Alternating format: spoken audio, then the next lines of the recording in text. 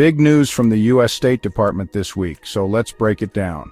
On August 7th, the Trump administration announced a major new push to fight malnutrition, and it's coming with a $93 million price tag. That's not just a headline.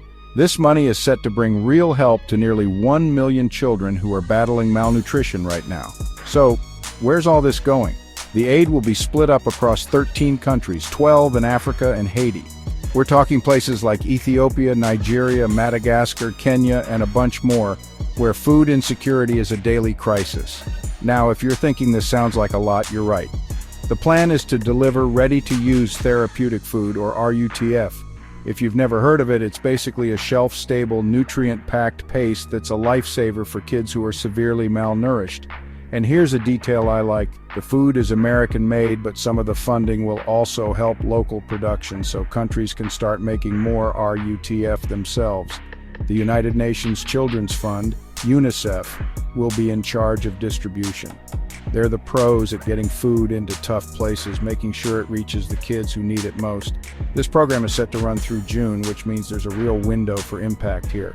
Now, you might be wondering why now. It's especially interesting because the Trump administration has, until now, been cutting back on foreign aid and folding the U.S. Agency for International Development into the State Department. But clearly, in this case, the urgency of the crisis called for a different response. But here's where things get a little complicated. While the U.S. is sending aid to Haiti, it's also been revoking visas for some Haitians. When asked about that contradiction, the State Department spokesperson, Tommy Pigott, said the moves are aimed at encouraging stability in Haiti and targeting those who are fueling instability. So you've got help going in one direction and restrictions in another, all in an effort to calm things down and support people in need. And it's not just about handing out food. Part of the funding is going toward helping these countries produce more RUTF locally. That's a smart play because it means this isn't just a one-time shipment. It's an investment in long-term solutions and local independence. There's still a lot to watch as this story unfolds. Will the aid actually reach those 1 million kids? How will local production change the equation over time? And what does this say about the current administration's approach to foreign aid, especially during a crisis?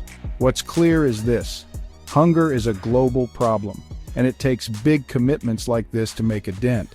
For now, $93 million is on the move, and with any luck, it's going to save a lot of lives. If you want to keep up with stories like this, hit subscribe and stick around. I'll break it all down as new updates come in. Thanks for watching.